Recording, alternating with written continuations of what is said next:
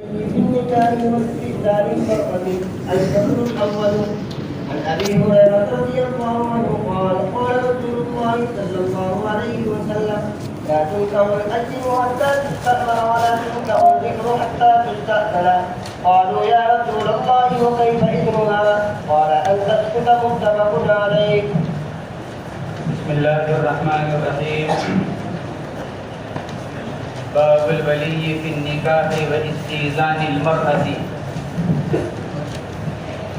اس باب میں دو مسئلوں کو بیان کیا گیا.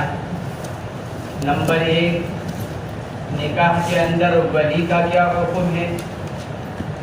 نمبر 2، کیا نکاح عورت خود سے کر سکتی ہے.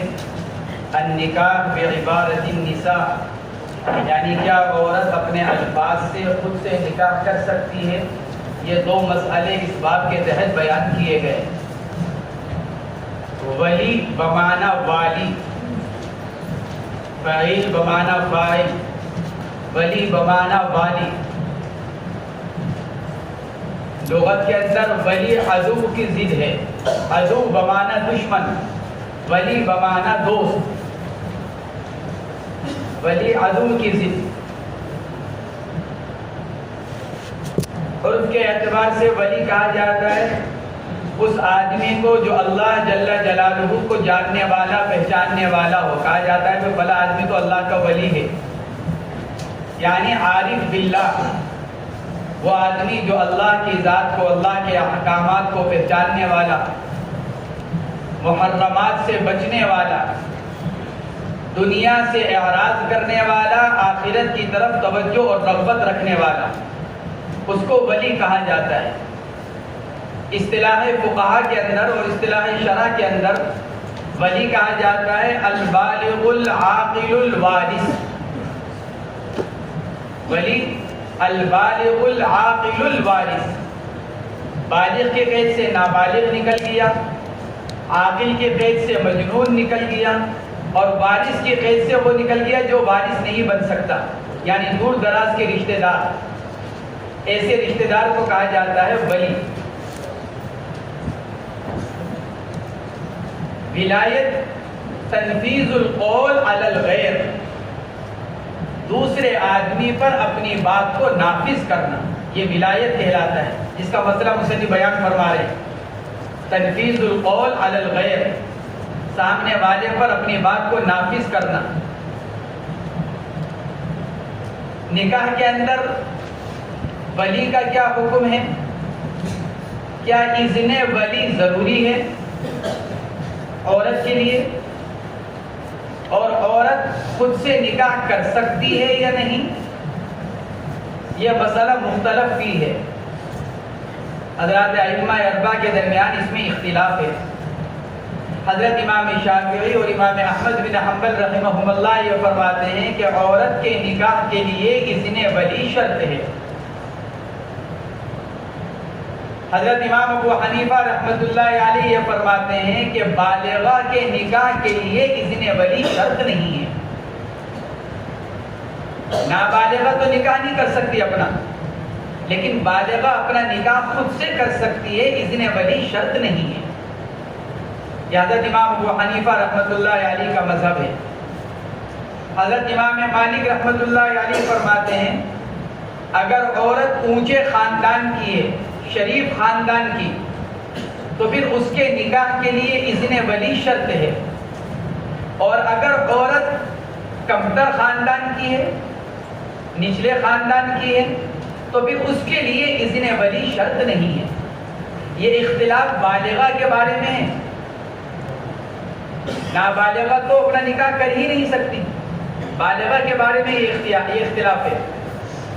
شافعیہ اور حنابلہ اذن ولی کے قائل، حنفیہ عدم اذن کے قائل، اور حضرت امام مالک رحمۃ اللہ علیہ تھوڑی سی تفصیل کرتے ہیں کہ شریفہ کے حق میں اذن ولی شرط ہے، دنیا کے حق میں اذن ولی شرط نہیں ہے، یعنی جو خاندان کے اعتبار سے کمتر ہے.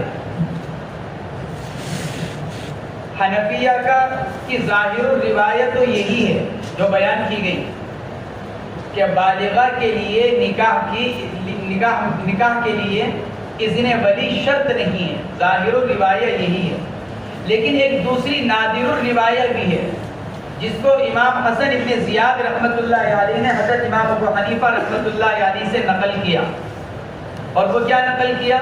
وہ یہ کہ اگر عورت کفو میں نکاح کر رہی ہے، عورت اگر اپنے کفو میں یعنی برابر کے خاندان میں نکاح کر رہی ہے تو اذن ولی شرط نہیں، لیکن اگر عورت اپنے سے کمتر خاندان میں جا کر نکاح کر رہی ہے تو پھر اس صورت میں نکاح درست نہیں ہوگا.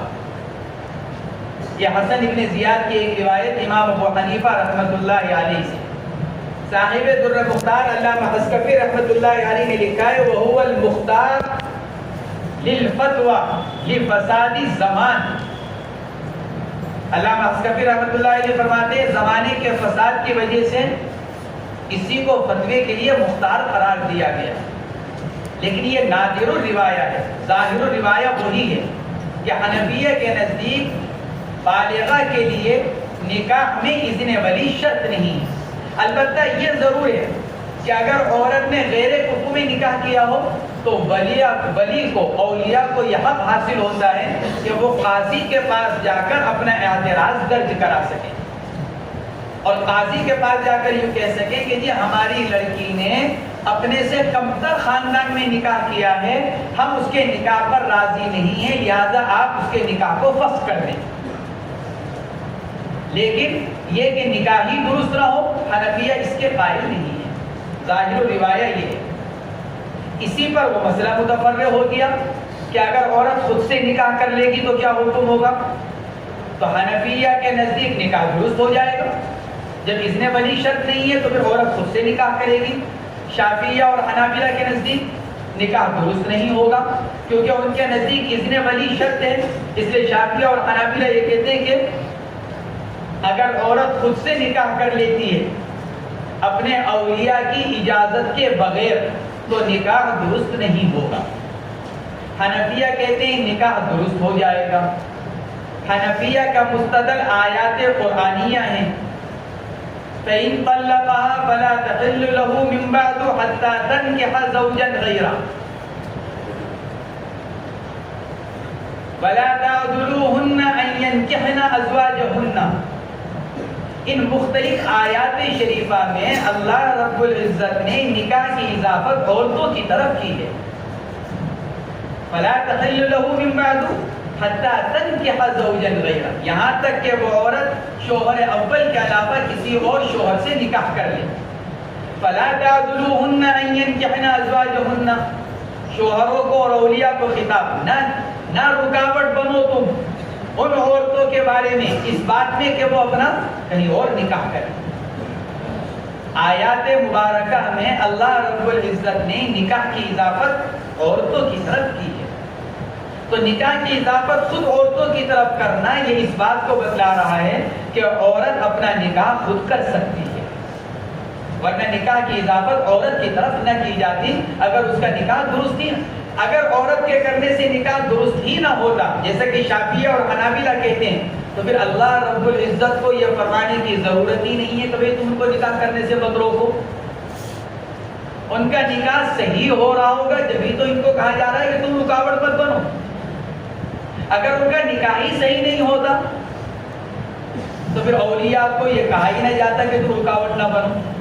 اولیاء کو یہ حکم دینا یہ خود اس بات کو بتلا رہا ہے کہ عورت کا خود سے نکاح کر لینا درست ہے اور اس کا نکاح صحیح ہو جائے گا. اس باب کی فصل اول کی جو روایات ہیں وہ بھی حضرات حنفیہ کا مستدل ہے. فصل اول کی روایات جو بخاری اور مسلم کے حوالے سے مصنف نے نقل فرمائی ہیں یہ فصل اول کی روایات بھی حضرات حنفیہ کا مستدل ہے. ایسے ہی فصل ثانی کی چوتھی روایت حضرت ابو ہریرہ رضی اللہ تعالی عنہ کی اور فصل ثالث کی پہلی روایت عبداللہ ابن عباس رضی اللہ تعالی عنہما کی یہ تمام روایات حضرات حنفیہ کا مستدل ہے. فصل اول کی تمام روایات، فصل ثانی کی چوتھی روایت اور فصل ثالث کی پہلی روایت یہ حضرات حنفیہ کا مستدل ہے. حضرت امام شافعی اور حضرت امام مالک نے استدلال کیا ہے فصل ثانی کی پہلی دو روایتوں سے. فصل ثانی کی پہلی دو روایت، پہلی روایت حضرت ابو موسیٰ اشعری رضی اللہ تعالیٰ عنہ سے، اور دوسری روایت اما جان حضرت عائشہ رضی اللہ تعالیٰ عنہا سے.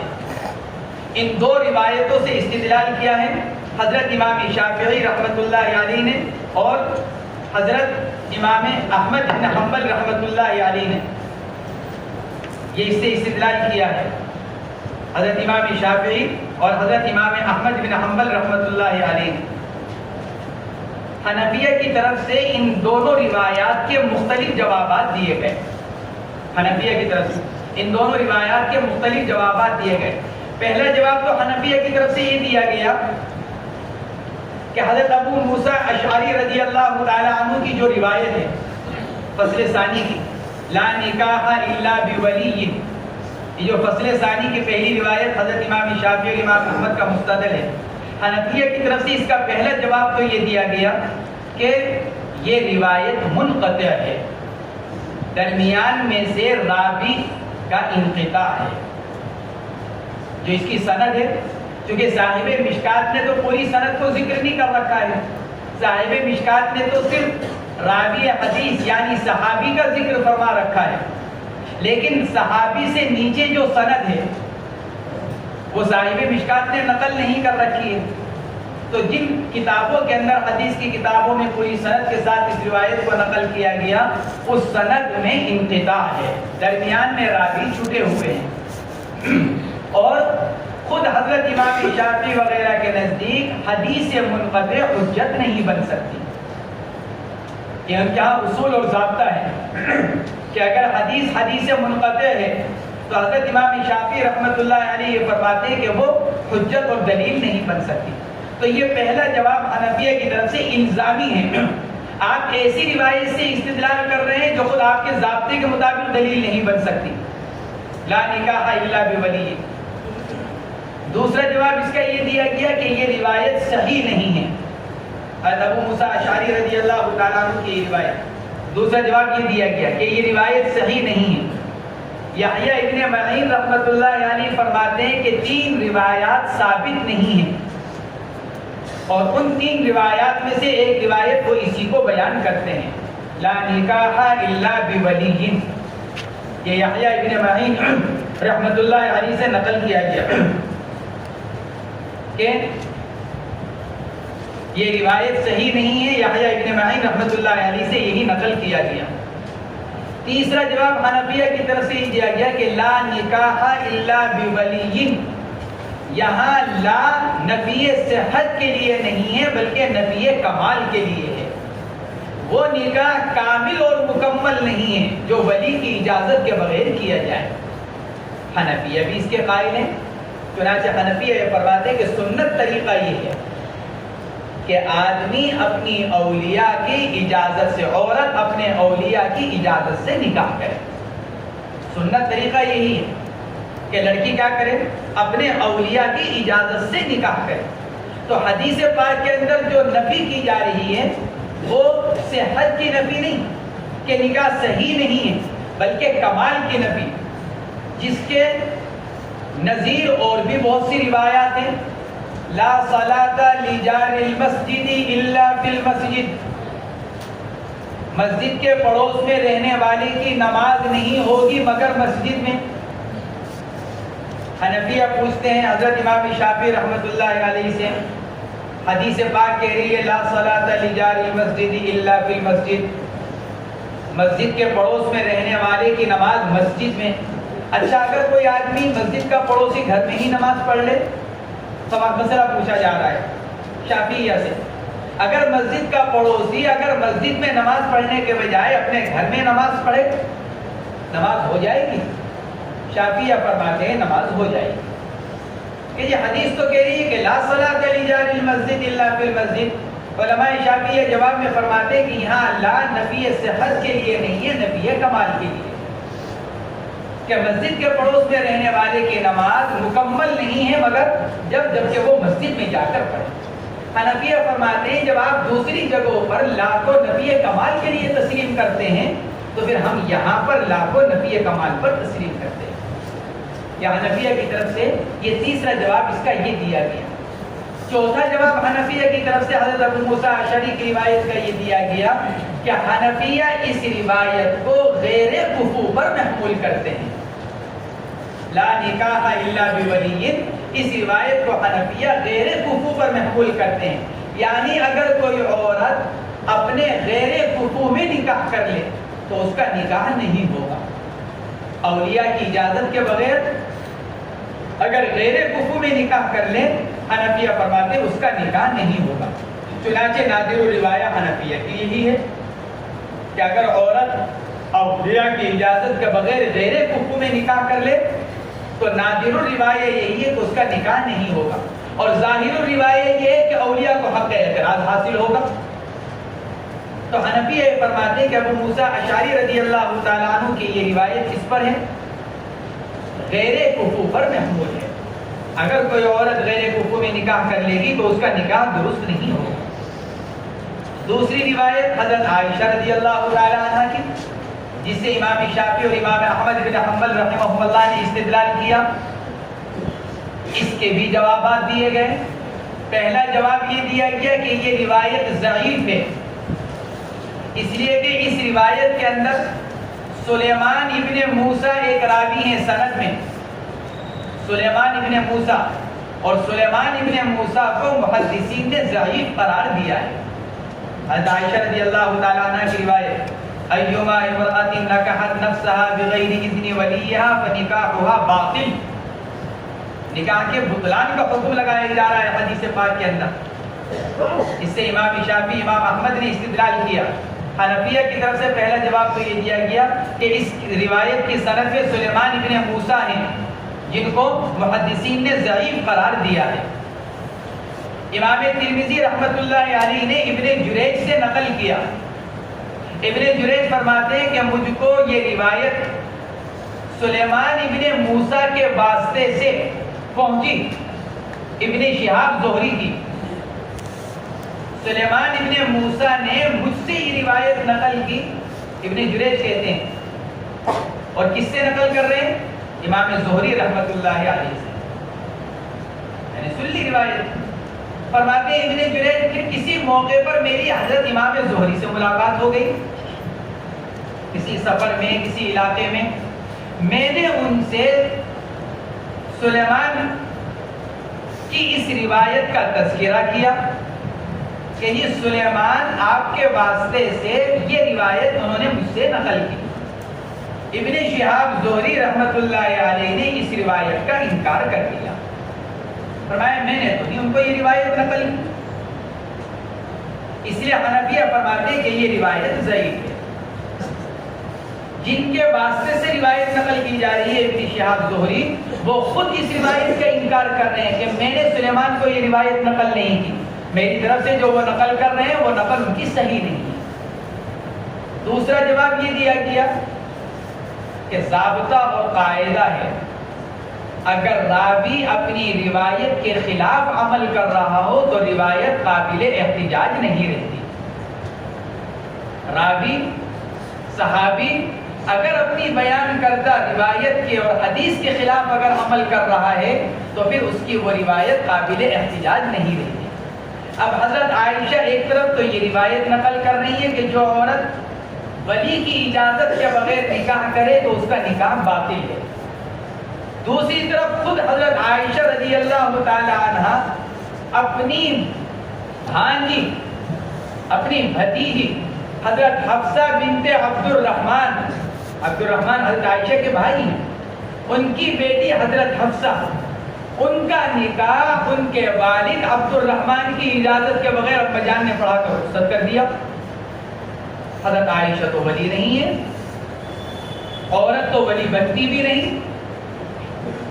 یہاں تو ان کے باپ بھی موجود ہیں، ابا جان گئے ہوئے تھے ملک شام کسی سفر پر، بھائی حضرت عبد الرحمن ملک شام گئے ہوئے تھے سفر پر، کوئی رشتہ آیا، اما جان نے رشتے کو قبول کیا اور اپنی بھتیجی حضرت حفصہ کا نکاح پڑھا کر ان کو رخصت کر دیا. سوال یہ پیدا ہوتا ہے، یہی تو روایت نقل کر رہی ہیں کہ ولی کی اجازت کے بغیر اگر نکاح کیا جائے تو نکاح باطل ہے، پھر اما جان کیوں نکاح پڑھا رہی ہیں ولی کی اجازت کے بغیر؟ تو صحابی کا، راوی کا اپنی روایت کے خلاف عمل کرنا یہ خود بتلا دیتا ہے کہ کوئی گڑبڑ ہے۔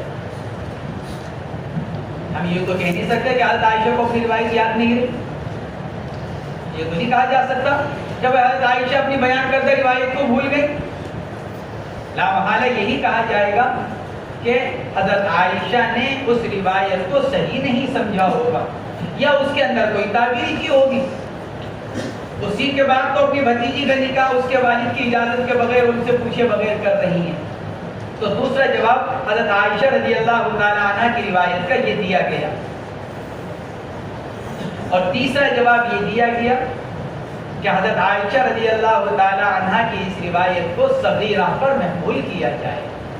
اگر کوئی نابالغہ لڑکی اولیاء کی اجازت کے بغیر نکاح کر لیتی ہے تو پھر اس کا نکاح باطل ہے اور اس کا نکاح صحیح نہیں ہوگا، کیونکہ نابالغہ کو اپنے اوپر ولایت حاصل نہیں ہے۔ حنفیہ کی طرف سے تیسرا جواب حضرت عائشہ رضی اللہ تعالی عنہ کی روایت کا یہ دیا گیا، اور چوتھا جواب وہی جو اوپر حضرت ابو موسیٰ اشعری کی روایت کا دیا گیا کہ اس روایت کو غیر کفر پر محمول کر لیا جائے، اور پانچواں جواب یہ دیا گیا دونوں روایتوں کا کہ ان دونوں روایتوں کو مجنونہ کے اوپر محمول کر لیا جائے۔ اگر کوئی عورت دماغی اعتبار سے کمزور ہے، چاہے بالغہ ہے، حنفیہ کے نزدیک بھی مجنونہ کو خود سے نکاح کرنے کا اختیار نہیں ہے۔ یہ حنفیہ کی طرف سے ان روایات کے جوابات دیے گئے۔ الفصل الاول عن ابی ہریرہ رضی اللہ تعالی عنہ قال قال رسول اللہ صلی اللہ علیہ وسلم لا تنكح الايم حتى تستأمر ولا تنكح البكر حتى تستأذن۔ حضرت ابو ہریرہ رضی اللہ تعالیٰ عنہ فرماتے ہیں کہ رسول اللہ صلی اللہ علیہ وسلم نے ارشاد فرمایا نہ نکاح کیا جائے ایم غیر خاوند والی عورت، چاہے وہ شادی شدہ ہو چاہے غیر شادی شدہ، سیبہ ہو یا باکرہ، بالغہ ہو یا صغیرہ۔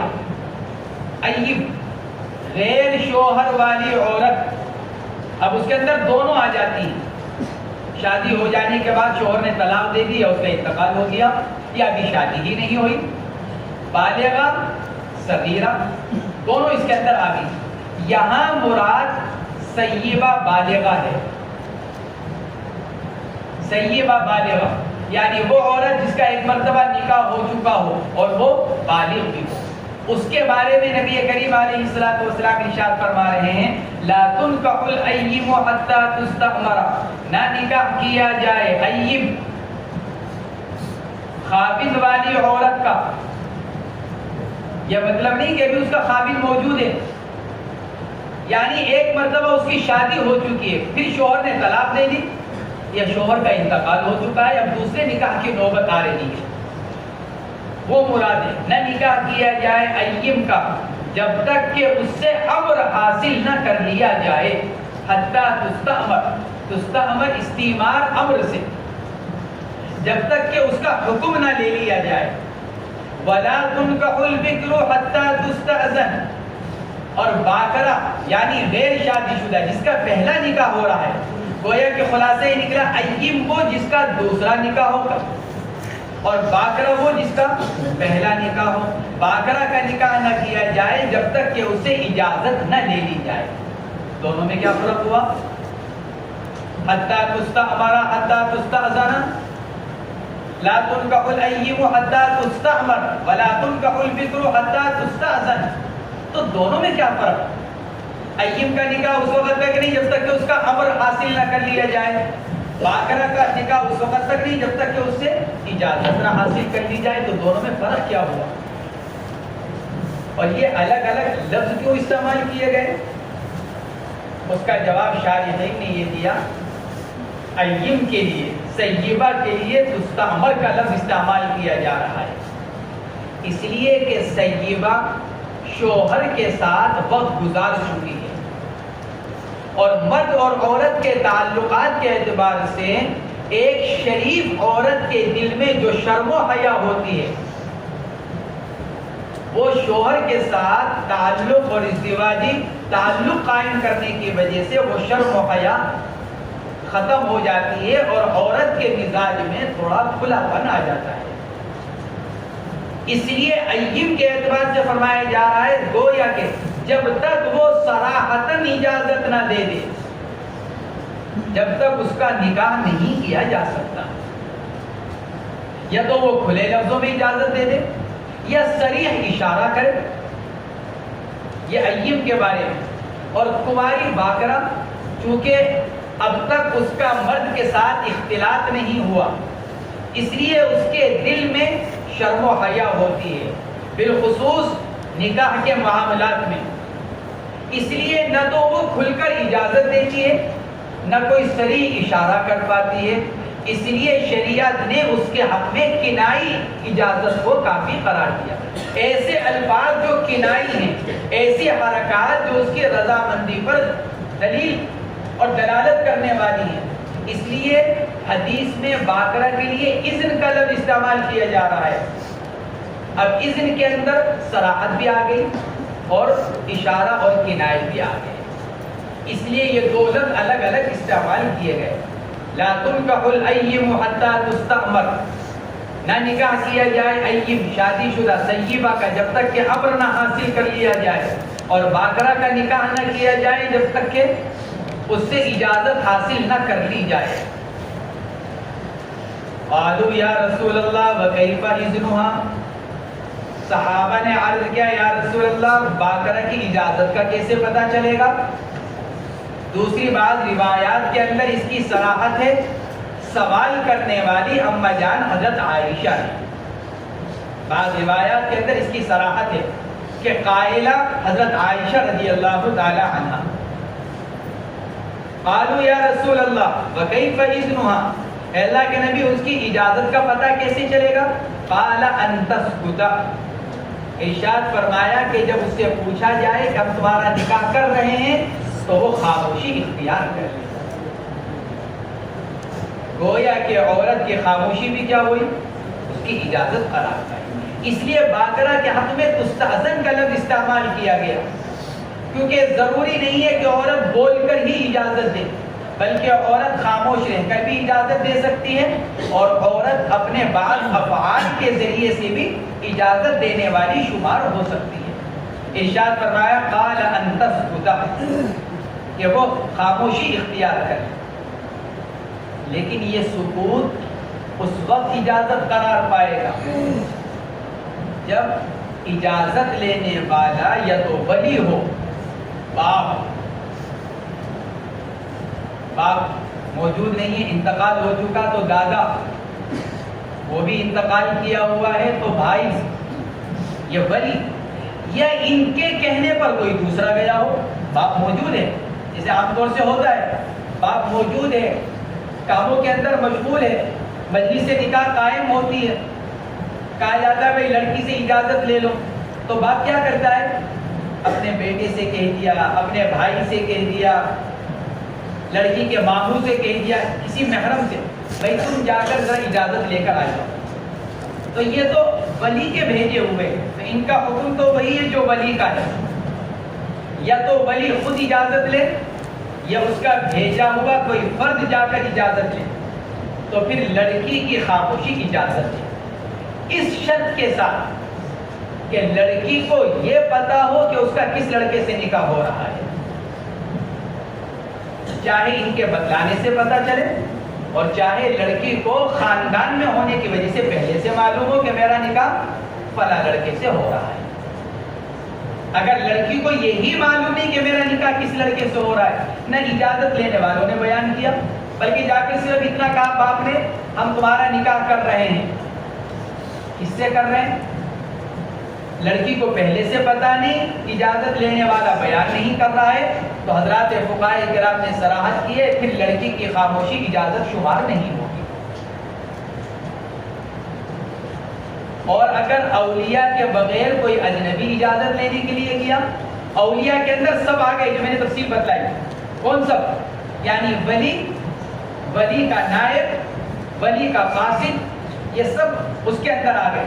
اب اگر اولیاء کے علاوہ کوئی اور جا کر اجازت لے رہا ہے، ایک اجنبی آدمی جس کا نہ تعلق ولی سے، نہ ولی کی نیابت اور رسالت سے، اجنبی آدمی وہ جا کر کسی اجنبی عورت سے یوں کہے کہ ہم تمہارا نکاح فلاں لڑکے سے کر رہے ہیں، تو اب اس صورت میں عورت کی خاموشی اجازت شمار نہیں ہوگی، کیونکہ عورت صرف اپنے گھر والوں کے سامنے اور اپنے باپ دادا اور بھائی اور قریبی محارم رشتہ داروں کے سامنے زبان کھولتے ہوئے شرماتی ہے، دوسروں کے سامنے نہیں۔ اس لیے پھر اس صورت میں باقرہ کے لیے ضروری ہے کہ کیا کرے؟ زبان سے اجازت۔ کیا خاموشی کی اجازت ہونے میں مہر کی مقدار کا علم ہونا بھی ضروری ہے؟ ظاہر و روایت یہ ہے کہ نہیں۔ اگر عورت سے صرف اتنا جا کر کہا کہ ہم تمہارا نکاح فلاں لڑکے سے کر رہے ہیں اور اس نے خاموشی اختیار کی، نکاح ہو جائے گا۔ بعض حضرات فقہاء کرام یہ فرماتے کہ نہیں، مہر کا بھی تذکرہ ضروری ہے کہ کتنے مہر پر نکاح ہو رہا ہے۔ قال ان تسکت، آپ نے ارشاد فرمایا کہ وہ خاموشی اختیار کرے۔ یہی ایک مسئلہ ویسے اور بتلا دوں، اجازت کے لیے دو آدمیوں کا ہونا ضروری نہیں ہے۔ لڑکی سے اجازت لینے کے لیے دو یا دو سے زائد کا ہونا ضروری نہیں، ایک آدمی بھی جا کر اگر اجازت لے لے گا تو کافی ہے۔ کیوں؟ اس لیے کہ وہ ایجاب نہیں کر رہی ہے، بلکہ وہ اپنے نکاح کرنے کا وکیل بنا رہی ہے،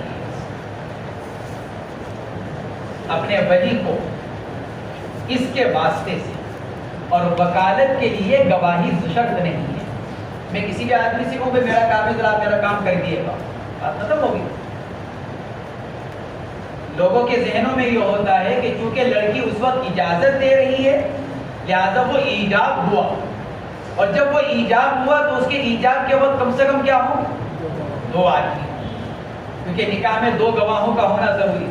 وہ ایجاب نہیں، اس لیے اگر اس کو ایجاب قرار دیا جائے تو مجلس الگ الگ ہو رہی ہے، جبکہ ایجاب و قبول کی مجلس کا ایک ہونا شرط ہے، بلکہ وہاں تو لڑکی اپنے نکاح کا وکیل بنا رہی ہے، اور وکالت کے لیے گواہی شرط نہیں ہے۔ اس لیے تنہا باپ جا کر پوچھ لے کافی ہے، تنہا بھائی جا کر پوچھ لے کافی ہے، تنہا کوئی اور ولی جا کر پوچھ لے، یا ولی کا بھیجا ہوا آدمی جا کر پوچھ لے، کافی ہو۔ ہاں، بہتر یہ ہے کہ کم سے کم دو آدمی جائے، تاکہ بوقت انکار گواہی کا معاملہ پورا ہو سکے۔ بوقت انکار گواہی کا معاملہ پورا ہو۔ کسی موقع پر لڑکی نے کہہ دیا کہ یہ آپ تو پوچھنے کے لیے آئے تھے، میں نے تو انکار کر دیا تھا۔ بھائی پوچھنے کے لیے گیا، اس نے آ کر کہہ دیا کہ جی اجازت نکاح پڑھا دو، نکاح ہو گیا۔ اندر جب بات پہنچی، لڑکی نے کہا نہیں میں نے تو بھائی کو منع کیا تھا، میں نے اجازت تھوڑی دی تھی۔ اب وہاں گواہی کی ضرورت پیش آئے گی کہ لڑکی نے اجازت دی تھی کہ منع کیا تھا۔ اب ایک آدمی کی گواہی قابل قبول نہیں، اس لیے احتیاط کا تقاضا یہ کہ دو چلے جائیں، اسی میں احتیاط ہے۔ لیکن اگر ایک جا کر بھی اگر اجازت لے کر آ جائے گا تو وہ وکالت ہے، اور وکالت کے لیے گواہوں کا ہونا ضروری نہیں ہے۔ قال ان تسکت، متفق علیہ۔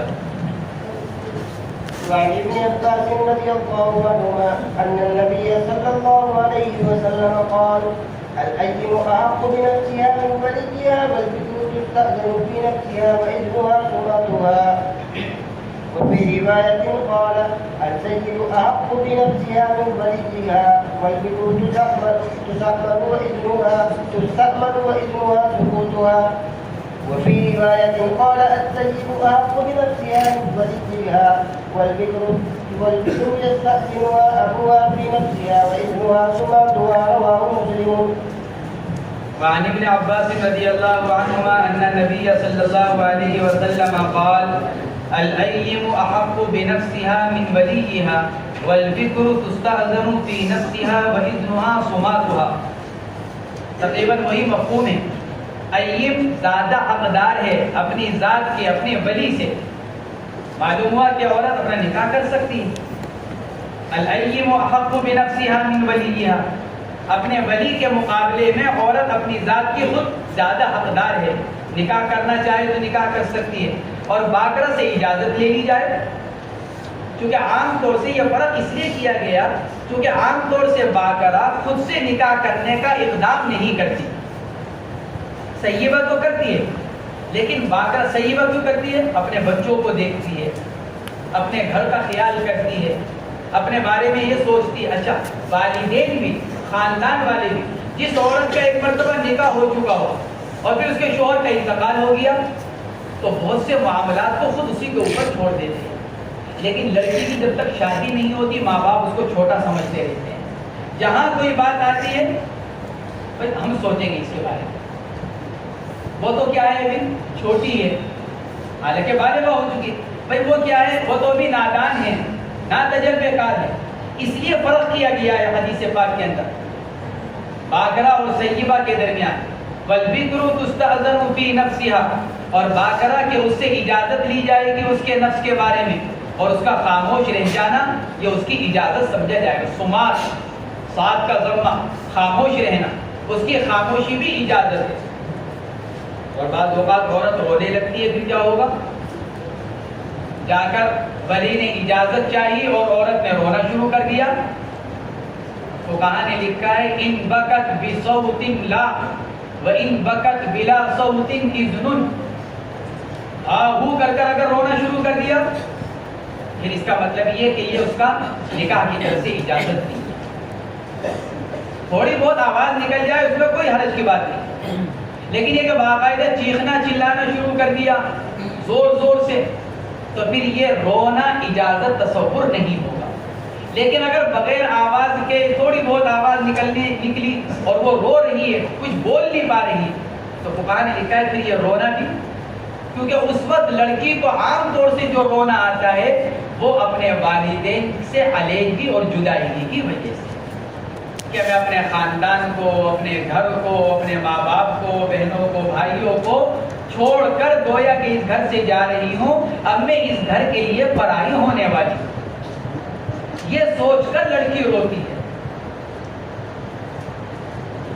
اس لیے فقہاء فرماتے ہیں کہ اگر رونا بغیر آواز کے یا تھوڑا بہت تو وہ تو اجازت، لیکن اگر زیادہ چیخنا چلانا ہو رہا ہے، زیادہ آوازیں نکل رہی ہیں تو پھر اس کا وہ رونا اذن نہیں سمجھا جائے گا بلکہ اس سے صراحت چاہتی جائے گی. وفي روایت قال السيب احق بنفسها من وليها والبكر تستأمر واذنها سكوتها. اور ایک روایت کے اندر یہ ہے کہ اللہ کے نبی نے ارشاد فرمایا السيب احق بنفسها من وليها، اوپر ایب کا لفظ ہے نیچے سیب کا لفظ ہے. الفاظ کے فرق کی وجہ سے مصنف علیہ رحمہ روایت کو نقل کر رہے ہیں تاکہ اس کی ذمہ داری اپنے اوپر نہ لے. کوئی یوں کہے کہ یہ آپ نے تو کہا الایب احق بنفسها من وليها، حالانکہ روایت کے اندر تو ہے السیب احق بنفسها من وليها، اس سے مصنف نقل کر رہے ہیں بھئی ایک روایت میں یہ لفظ آیا ایک روایت میں یہ لفظ آیا. صرف یہی فرق بیان کرنے کے لیے بیان کر رہے ہیں. السیب ایب کے بجائے السیب، اس لیے ہم نے اوپر بتلایا تھا لا تنکح الایب میں کہ یہاں پر ایب سے مراد کون؟ سیبہ بالغہ. السیب احق بنفسها من وليها والبکر اوپر تھا تستأذن نیچے ہے تستأمر واذنها سکوتها، پہلی روایت کے اندر تھا واذنها سماعتها.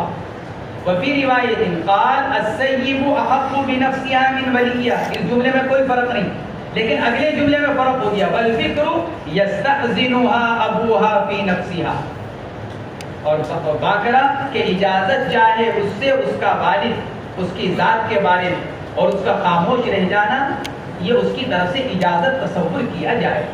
چلو وعن خمسة بنت حزام رضي الله عنها أن أباها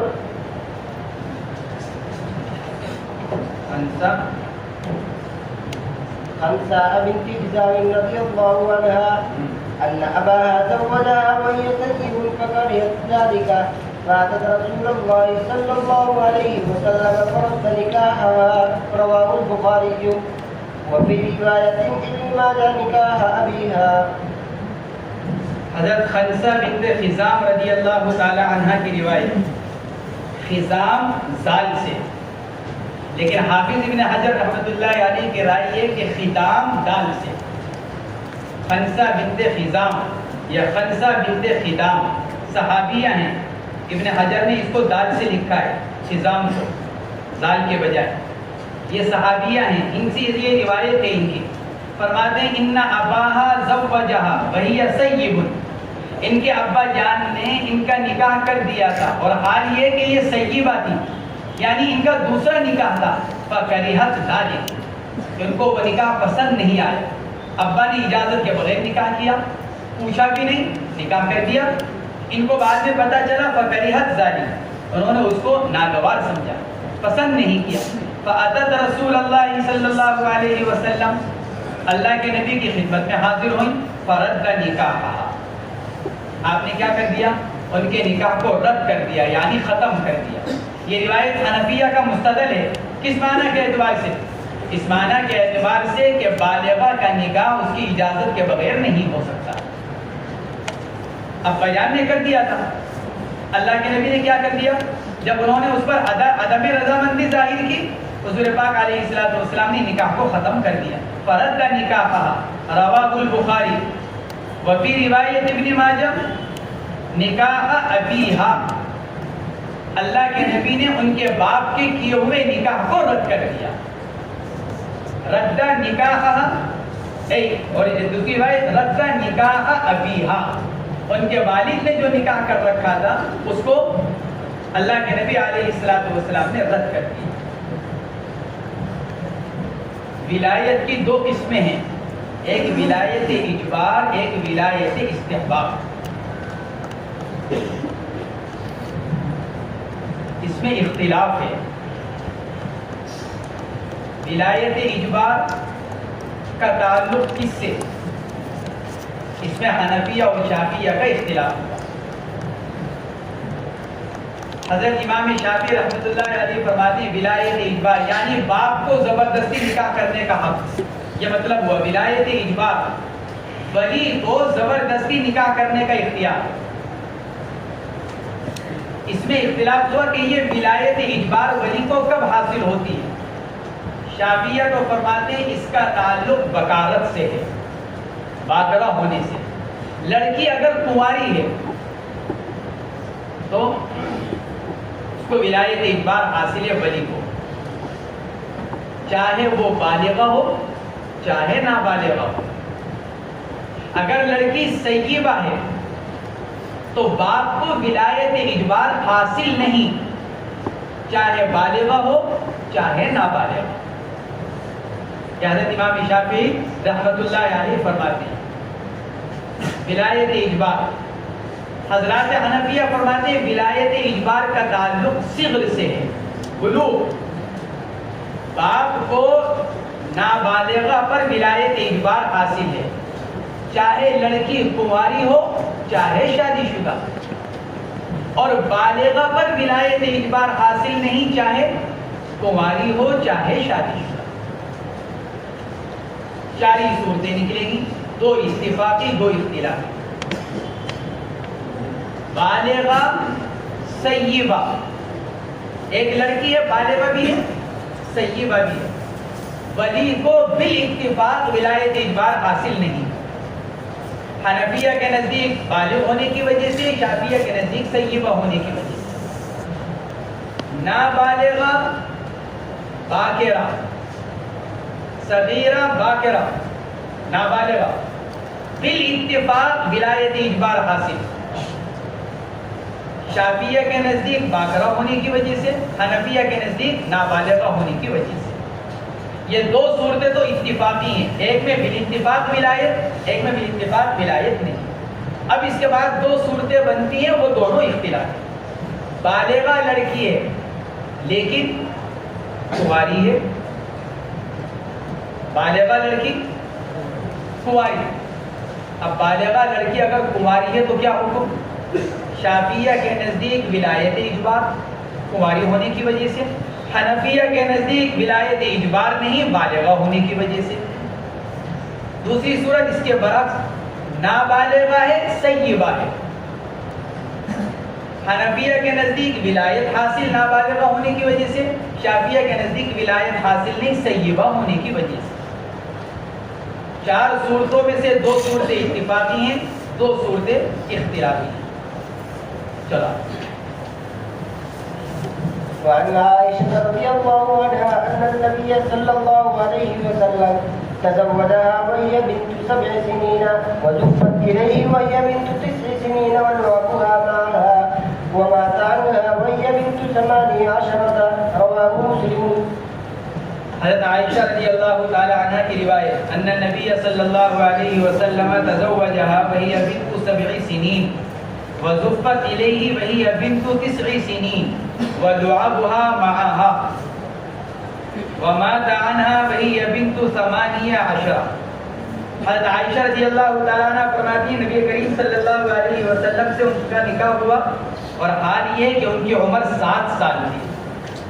امام نووی رحمۃ اللہ علیہ نے لکھا ہے کہ اکثر روایات کے اندر آتا ہے کہ عمر 6 سال تھی. حضرت عائشہ کی بوقت نکاح عمر 6 سال تھی. اس روایت کے اندر ہے کہ 7 سال تھی. تو چونکہ مسلم کی روایت ہے اور امام نووی کی شرح مسلم کے اوپر، تو اس لیے وہاں انہوں نے اس بات کو لکھا کہ اکثر روایات کے اندر آتا ہے کہ حضرت عائشہ رضی اللہ تعالیٰ عنہ کی عمر بوقت نکاح 6 سال تھی. اس روایت میں 7 سال کا ذکر کیوں ہے؟ دونوں کے درمیان تطبیق انہوں نے یہ دی، 6 سال کی عمر پوری ہو کر 7ویں سال میں لگ چکی تھی. جس نے 7 سال نقل کیا اس نے اس کا قصر کا اعتبار کر لیا، زیادتی کا. جو 7ویں سال کے جو مہینے گزر چکے تھے اس نے ان کا اعتبار کر لیا. جس راوی نے 6 سال عمر نقل کی اس نے وہ جو 7ویں سال کے جو چند مہینے گزرے تھے انہوں نے ان کو شمار نہیں کیا. اس اعتبار سے روایات میں فرق ہو گیا. 6 سال نقل کرنے والوں نے قصر کا اعتبار نہیں کیا، 7 سال نقل کرنے والوں نے قصر کا اعتبار کر لیا. فرماتے ہیں وہی بنت 7 سنین، اور وہ حال یہ کہ وہ 7 سال کی تھی. وزفت الیہ، اور ان کو حضور پاک علیہ الصلوۃ والسلام کی طرف ان کو بھیجا گیا، رخصتی کی گئی، اور حال یہ کہ ان کی عمر 9 سال تھی. یا عائشہ رضی اللہ تعالی عنہ کی روایت، اور یہ صحیح روایت ہے. 6 سال کی عمر میں نکاح ہوا، 9 سال کی عمر میں رخصتی ہوئی، اور 18 سال کی عمر میں حضور پاک علیہ الصلوۃ والسلام کا وصال ہوا. یہ صحیح روایت ہے، اس میں کسی طرح کی تعویل کی اور اس میں کی ضرورت نہیں. لیکن بعض متجددین زمانہ مسلمانوں ہی میں سے وہ اس روایت کے اوپر اعتراض کرتے ہیں، انگلی اٹھاتے ہیں، اس لیے کہ غیر مسلموں کی طرف سے اعتراض ہوا. بھائی تمہارے نبی نے ایک 9 سال کی لڑکی سے کیسے نکاح کر لیا، یعنی اس کے ساتھ رات گزاری؟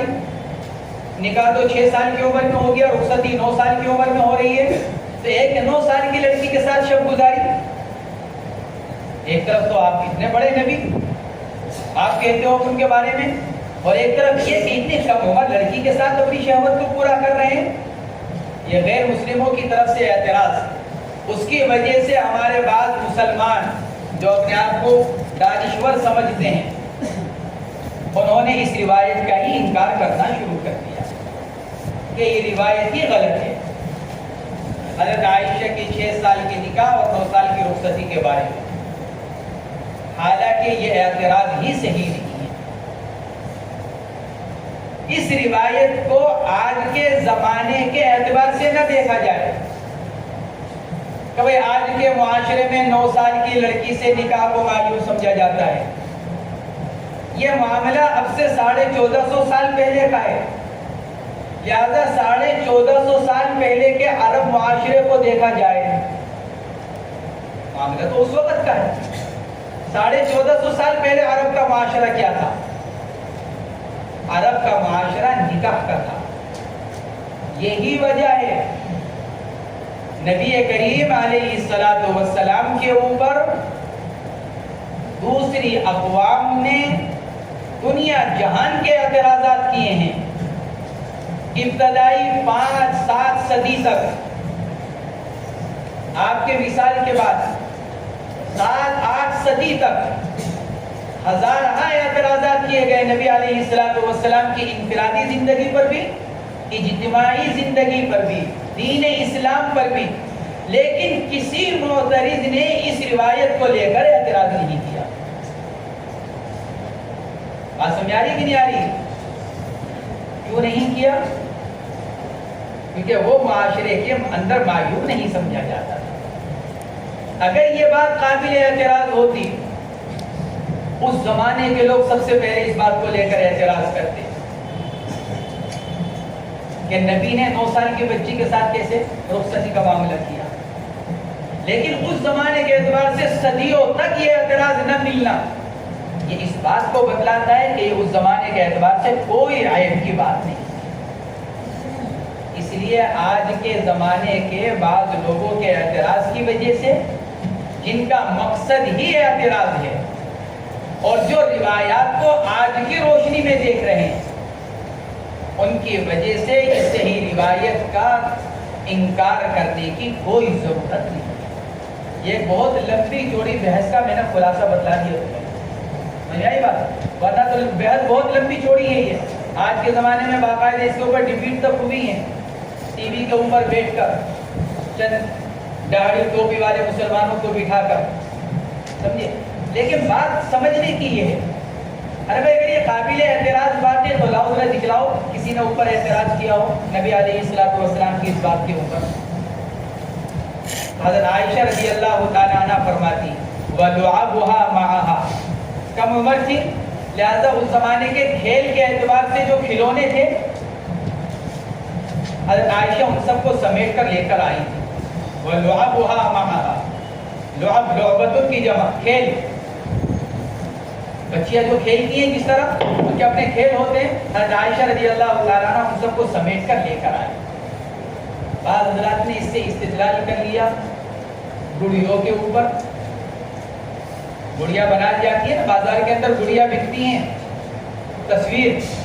بعض حضرات نے اس روایت سے استدلال کیا کہ حضرت عائشہ کے پاس بھی گڑیا تھی ان کے کھیلنے کے لیے. تو اس کا ایک جواب تو یہ دیا گیا کہ وہ واقعہ اس وقت کا ہوگا جب تصویر کی حرمت کا حکم نازل نہیں ہوا. بات ختم ہو گئی. اور دوسرا جواب یہ دیا گیا وہاں صرف جسم بنا ہوا تھا. یہ جس طرح آج کے زمانے کی تصویر اس کے اندر گڑیوں کے اندر جو پورا چہرہ بنا ہوا ہوتا ہے، آنکھ، ناک، ہونٹ، کان، سارے اعضاء ہوتے ہیں چہرے کے اندر. اس زمانے کی گڑیوں کا یہ حال نہیں تھا، بلکہ چہرے کی جگہ سپاٹ ہوا کرتا تھا. چہرہ بالکل سپاٹ، اور نیچے کا جسم بنانے کی شریعت نے اجازت دی ہے اگر چہرے کے اعضاء اگر ظاہر نہ ہو. لہذا اس روایت سے گڑیوں کے جواز پر استدلال قطعاً درست نہیں ہے. وَلُعَبُهَا مَعَهَا وَمَاتَ عَنْهَا وَهِيَ بِنْتُ 18 فرماتے ہیں. اور حضرت عائشہ فرماتی ہیں اور حضور پاک علیہ الصلوۃ والسلام کا انتقال ہوا اور حال یہ ہے کہ ان کی عمر 18 سال.